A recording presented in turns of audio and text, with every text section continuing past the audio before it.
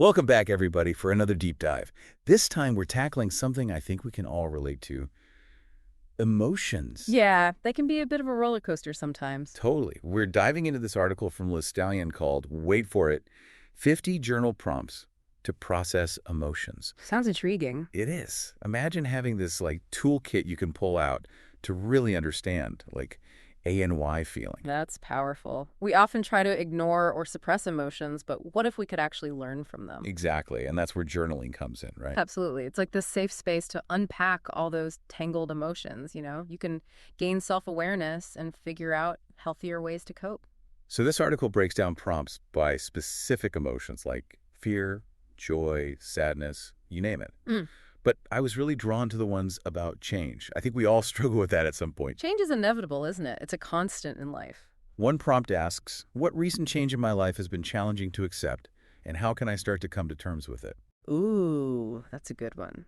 It's not just about identifying the change, it's about that step of acceptance. Right, that's huge. That's saying, grant me the serenity to accept the things I cannot change. Exactly. There's wisdom in that. Another one that hit me hard. How does this period of change make me feel? And what fears or worries does it bring to the surface? Sometimes we get so caught up in the logistics of change, but not the emotional side. It's true. It's like we're busy packing boxes for a move, but we forget to acknowledge that anxiety of leaving a familiar place. And speaking of anxiety, let's talk fear. One prompt that stopped me in my tracks was, what's one of my deepest fears and how does it affect my actions or decisions?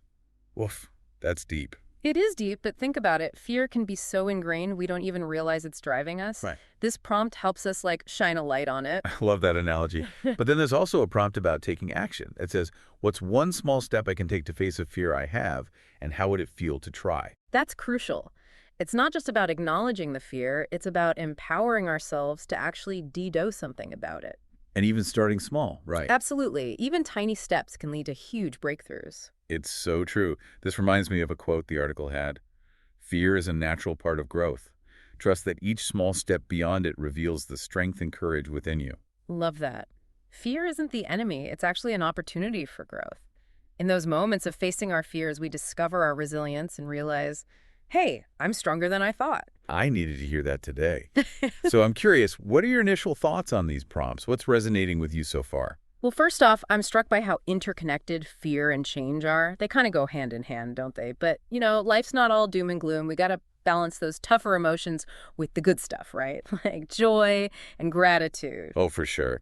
And luckily, this article's got us covered there, too. One prompt that jumped out at me was, what's a moment today that filled me with joy, and how can I carry that feeling forward? It's so easy to let those little moments of joy slip away. That prompt is like a gentle reminder to savor them. Right, and then build on them. It's like creating this ripple effect of joy. I like that. A ripple effect, spreading the good vibes. Okay, another one. This one's all about gratitude.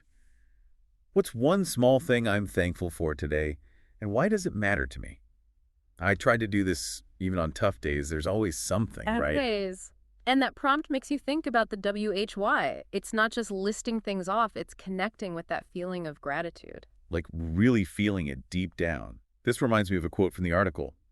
Joy and gratitude bring light to our lives.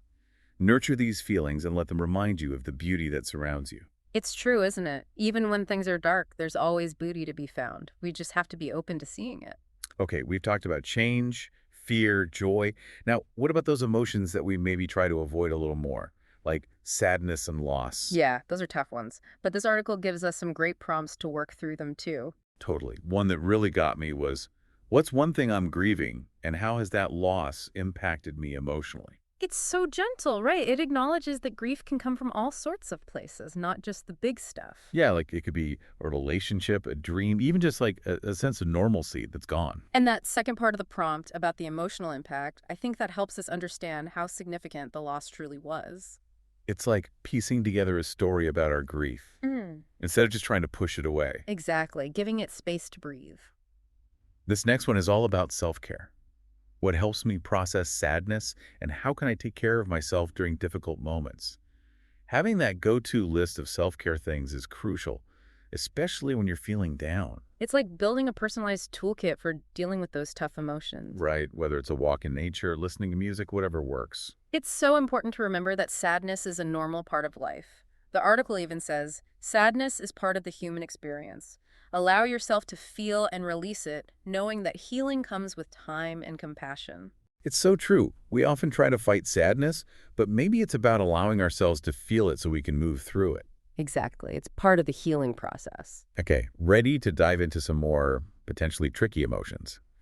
Okay, let's talk about some emotions that don't always get the best reputation. Anger and frustration. It's funny how those get labeled as like the bad emotions. Right, but maybe they're trying to tell us something. Exactly. They're like messengers. When we feel angry or frustrated, it often means a boundary's been crossed or a need isn't being met. So it's not about ignoring them, it's about figuring out what they're trying to say. Totally. One prompt asks, what's one situation that made me feel angry recently and what specifically triggered that reaction? It's about getting curious, It's like being a detective with our own feelings. I like that. Figuring out the root cause instead of just reacting. And then the article asks, how do I usually react to anger? And what helps me calm down in tense moments? Because we all have our patterns, right? We do. Sometimes it's not pretty. But becoming aware of those patterns is the first step to changing them. And I love how the article doesn't just leave us hanging with those negative feelings. It also asks, what's one way I can express my anger constructively, and how could it benefit my well-being? So important because anger can be a powerful force for good, if we channel it in the right way. Like setting boundaries, advocating for ourselves. This quote really sums it up. Anger is an important emotion that signals where boundaries may be needed. Channel it wisely and let it guide you toward clarity and peace. It's about harnessing that energy, not letting it control us. We've covered a lot today. Change, fear, joy, sadness, even anger.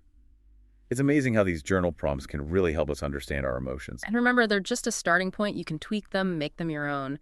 The important thing is to make journaling a regular practice. It's like working out, right? The more you do it, the stronger you get. Exactly. So, as we wrap up, here's something to think about. What one emotion will you explore in your journal today? And what do you hope to learn about yourself through that exploration? That's a great question. Thank you so much for joining us on this deep dive into the world of emotions and journaling. We hope this has inspired you to pick up a pen and start exploring your own inner landscape.